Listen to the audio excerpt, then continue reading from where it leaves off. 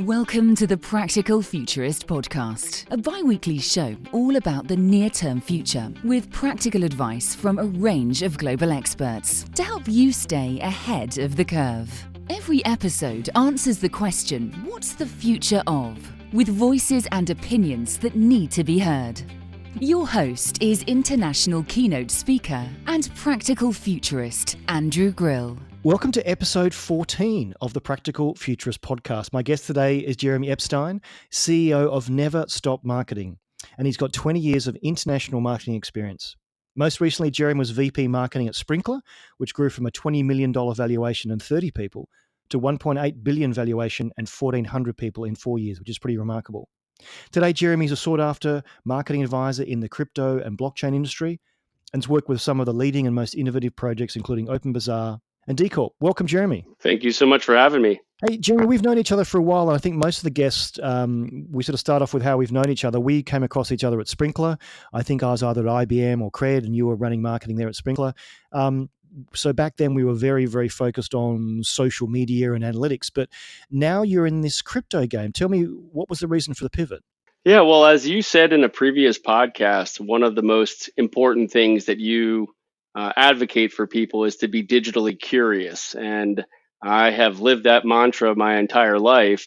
And so as I was finishing sort of my mission at Sprinklr, I started to think about what should I be curious about next? And I had been exposed to Bitcoin in 2013, didn't buy enough and all of that problem. But I was curious, what exactly are these Bitcoin and why do people think they're a big deal? So I spent a couple months doing a deep dive and emerged convinced that crypto and the crypto economic systems that they are going to bring with them represent a third alternative to the stark choices that we currently face on the global stage. And I've spent the last 4 years as a student, an advocate, consultant, speaker, writer, and investor in the crypto space, trying to bring about what I call the crypto future. So crypto, I think in many ways is misunderstood, and I have no skin in the game. I own, I think, 20 pounds worth of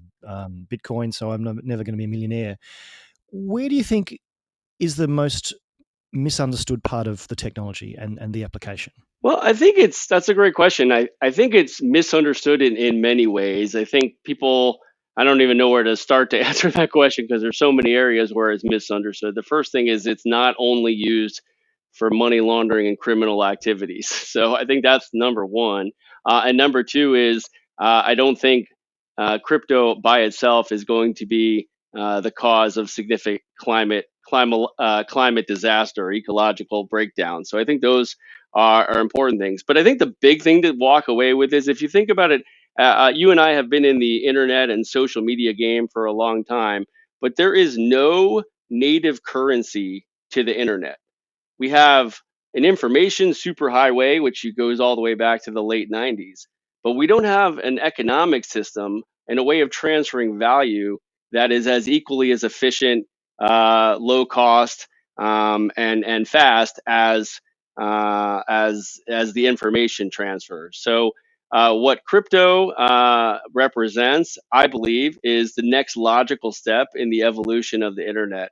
And it's really the second side to the coin, pun intended, around the information revolution that the internet brought. This is the value transfer revolution component that can only be built once the information infrastructure has been built out, which we've obviously seen over the last 20 years. So I think what most people don't understand is this is a natural complement to the seismic change in information technology that we've seen over the last 20 years, and it just extends it and makes it even more powerful and more accessible to billions of people around the world. So it was 10 plus years ago that this anonymous Satoru Nakamoto, or whoever he or she is, and we can talk about that at length as well, wrote the famous white paper. That's 10 years ago. And back then, cloud computing was in its infancy, broadband was in its infancy. Do you think if they were to develop it again in 2019, they would do it differently, knowing what we know now? You're a scholar of this space. If you were charged with redeveloping the blockchain technology and Bitcoin and other things on top of that, what would you do differently 10 years on? That's a great question. Well, it's interesting because a lot of people are trying to do exactly that. I mean, there are hundreds, if not thousands, of different blockchain implementations and networks being experimented with currently. Um, I think right now it's hard to say that there's a better way of doing it because the beautiful thing, in my opinion, or the elegant thing behind Bitcoin is that the way that security is provided to this network. And remember, at the end of the day, all the blockchain is a ledger that has global consensus or agreement about who owns what at what time. And the way that the participants who provide the security to the network demonstrate their investment is through something called proof of work. Well, proof of work is nothing more than having demonstrated three things, or one thing, which is I've solved this particular puzzle or math problem at this time. And the only way to solve that problem is by actually investing electricity and computing power. But that is, you mentioned the word skin in the game, and that's the essence of the Bitcoin blockchain, which is you demonstrate that you have contributed some, you put some skin in the game, and that in aggregate is what provides the security to the network to provide this global layer of trust around who owns what at what time, property rights, financial allocations, and what have you. I understand that blockchain and Bitcoin was developed because there was a lack of trust, and so it was solving the trust problem. But if I have a trusted relationship with a supplier, if at the moment we have APIs with each other, we have a commercial agreement, could we not just use a distributed database? And this is again the cynic in me. Does it always need to be a blockchain solution, or can it be a hybrid? Or are there areas where blockchain is maybe not the most efficient technology used because of the overhead of the trust factor? As you know, proof of work is statistically and computationally very, very complex, and it drains a lot of power and everything else. But if you have that trusted relationship, is blockchain always the right solution? Oh, definitely not. I mean, there are certainly plenty of situations where it may not be the best fit, and that's totally fine. I mean, if you do have a totally trusted relationship, or you want to keep a network that's closed, there's no reason to make all the investments on a open public blockchain. I mean, the analogy I tend to use, or is that if you remember back to the late '90s, when the internet, the commercial internet, started to pick up steam, um, there were sort of two reactions. The first reaction is the one that's most typical as new technologies come on the scene, which is, hey, how can we use this technology to do what we already do better, faster, cheaper? Which is why, in 98, 99, if you recall, there was a good year where everyone talked about corporate intranets. Intranets were all the rage. And don't get me wrong, intranets have a ton of value, and you should do it. You save money, save time, all that kind of stuff. And distributed ledger technology can do that. But as we both know, and everybody listening knows, the real value is created on the open public internet. So I think the same thing's going to happen with blockchains. You'll have a couple, they call them private blockchains. To me, it's just calling it a distributed ledger. Like you said, if you have a trusted relationship, you don't need the computational overhead, whether you use proof of work or proof of stake or any of the other proofs systems that they have there. But it's the open public blockchains where I believe that trillions of dollars worth of value, all powered by these various crypto assets, are going to exist. This is where you can handle micropayments that you cannot do with the existing financial system. It's where it's potentially a much more cost effective way of allocating risk and capital. It's uniquely suited, I think, when the engineering part gets resolved, for solving some of these large scale global problems that we're facing. And ultimately, I think there's a really improved cost and risk structure.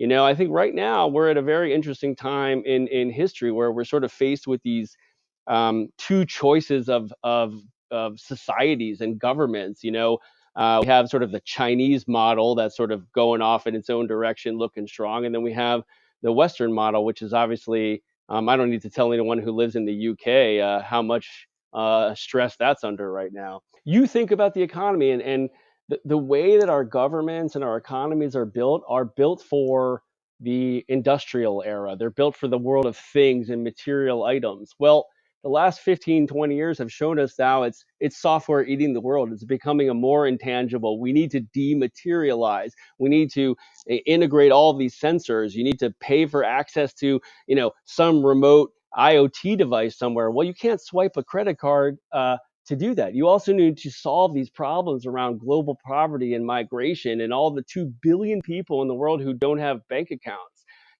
There's all these issues that are facing us, which I just don't believe can be effectively addressed by these centralized institutions that we currently have, because they're sort of built on a previous paradigm of industrial age economies. And we have to create a global trust layer, especially when our leaders don't seem to be stepping up to create. They're putting up walls instead of continuing to reduce the walls and allow people to improve their lives through trade and through feeling like their voice matters. And I think that's what crypto, by respecting property rights and the fancy word people use is self sovereignty. I think that it offers the potential to ameliorate many of these issues. It's not perfect. Don't get me wrong. We're going to have a whole new slew of problems, just like I didn't see fake news coming when I was evangelizing for social media. I'm sure there are plenty of things I don't see. But fundamentally, particularly in industries that require a high degree of consumer trust, like insurance or remittances and even social media, as these calls for stakeholder capitalism as sort of the next level of, or the next iteration of capitalism are intensifying. I think when these crypto economic networks start to mature from a technology perspective, that value is going to migrate to them, because they're just going to be better, faster, cheaper, and also, most importantly, significantly lower risk. Totally agree with you. And I think fundamentally the social impact question is something that can be solved over time. We'll talk about the elephant in the room, Libra, in a second, because that leads on to something you've said. But I think the issue is that I haven't seen a technology get adopted so quickly and reach the headline so quickly as crypto.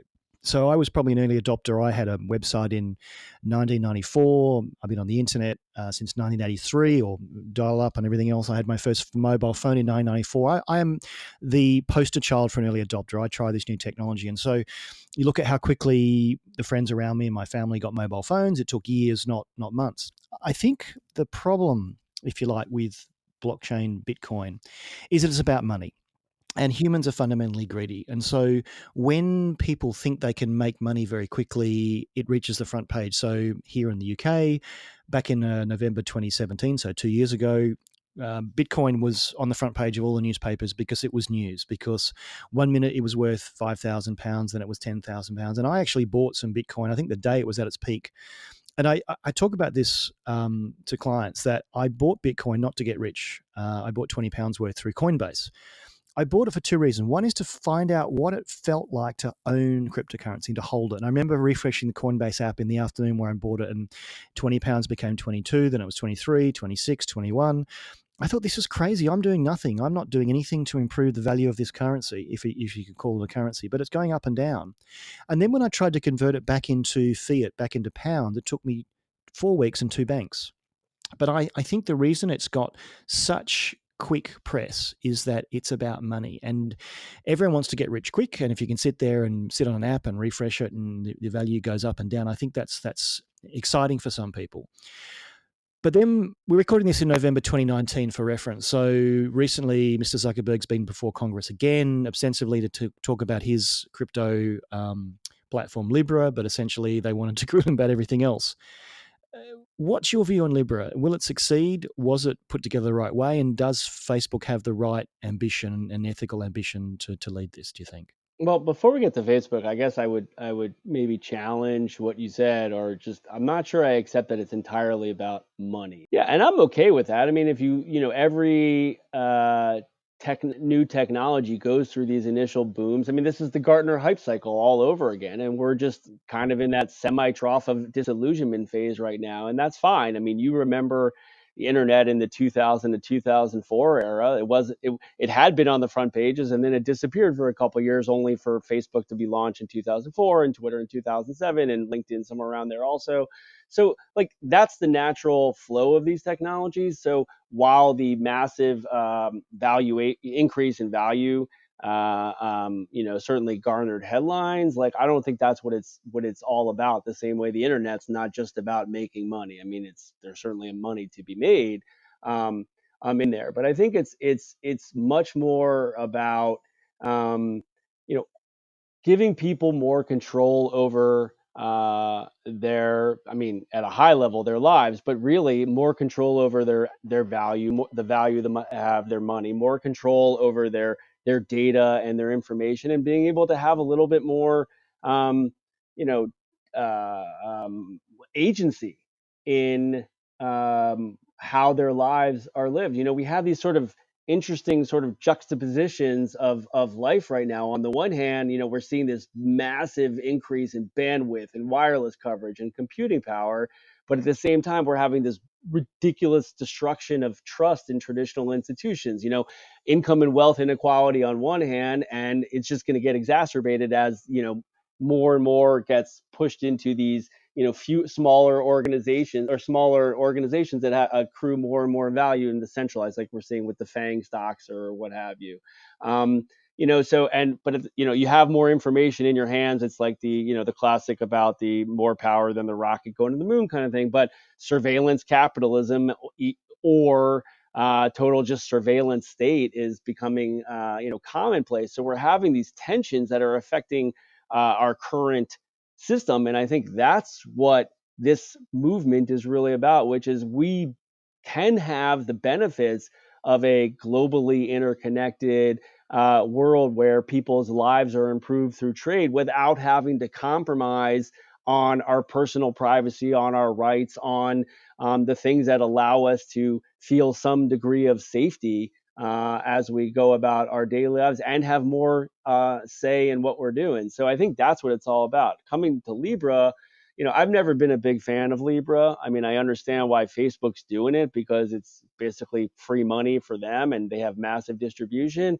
But to me, you're replacing one problem with another, which is in general, centralized currencies. And I don't want to get like too crazy here, but centralized fiat currencies are ultimately they're a risky proposition for the people who hold the currencies, and inflation is the erosionary process that eats away at our value. So that all comes back to the fact by holding Bitcoin, you said you weren't doing anything to add value to the network, and I actually don't agree with you. By holding on to Bitcoin, you are putting skin in the game. You are saying, I'm going to hold this. Remember, there's a fixed supply of Bitcoin. There are 21 million.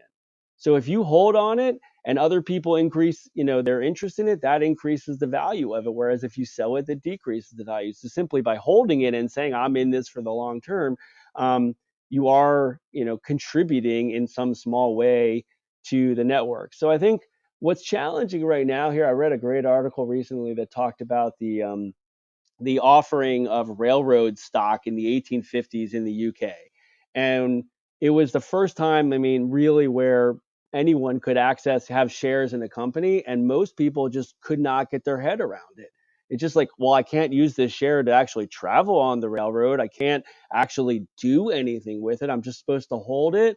Well, now you'd be an idiot for not holding shares. And I think we're just seeing this emergence of a new type of participatory capitalism that was previously didn't exist. And I understand it's a new paradigm and it is difficult to get our heads around, but this is how history evolves, is that we have these new innovations allowing more people to more access to create more wealth and improve lives. And to me, that's what crypto economic systems supported by decentralized blockchain-based infrastructure are going to afford us. And hopefully we can leverage them to distribute wealth a little bit more equally and solve some of these issues in a way that actually represents the public, the common good. So you make a lot of sense in all your points, and I can see a lot of stuff you're saying. And you've been looking at this closely and playing with it for the last 4+ years. And podcasts like this are one way to get that message out, but we can't get into everyone's ears. whose responsibility is it to talk up the benefits that you've said? Is it obviously it's a bit of an echo chamber, a bit like social media? All the social media geeks talk about social media, but how do we talk about the positive benefits? And whose role is it? Is it government? Is it Facebook? Is it you? Is it me? How do we get the message out there? Because there are so many actors in the game, and some are good actors and some are bad actors. What's beautiful in my mind about crypto is it's not one person's responsibility. It's anyone who's a member, who's an owner of the network. By having one Bitcoin or one Ether or one whatever token, you are an owner of that organization. So I think one of the books I've written on this topic is called the Decentralized Marketing Organization. It's that everybody is part of the marketing organization right now simply by being a token holder. But I think as the technology matures, and you talked about, you're an early adopter, and I say, look, we're at like the 14.4, dial-up modem days, maybe 28A. And I'm coming to you and I'm saying, Andrew, one day you're going to be able to watch any episode of Friends that you want at any point, at any time, and you're going to be able to do it in your car. And you're like, Jeremy, you are smoking way too much stuff. There is no way that's going to happen. And I'm like, no, Andrew, the innovation part's done. It's the engineering part now that has to be addressed. It will get addressed, but the innovation of how do you transfer data, we've solved that. And I think with crypto, we're seeing that. I'll give you like a couple stories that really, sorry, I get super excited about this stuff. I heard a phenomenal story coming out of Sri Lanka where, um, in Sri Lanka there are farmers who are living right on the edge of poverty, and especially they're at risk to climate related, challenges or destruction of their crop. Well, there's no cost effective way for an insurance company, because 30% of our insurance premiums now just go to overhead for insurance companies.